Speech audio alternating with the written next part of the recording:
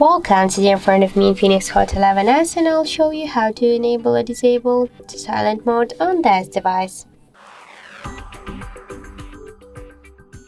So first let's open the settings and then tap on the sounds and vibration. Then you'll see here the notification and ring volume panel. And silent mode, this means that the ringtones and notifications, they are muted. Now just let's press up or down volume button, and when we'll tap twice on the bell icon, we can see that our calls and notifications, they will be muted, so this means that the silent mode is activated. When I'll just click once again on this bell icon, we can see that the ringtones and notifications, they will ring, and this means that the silent mode is turned off.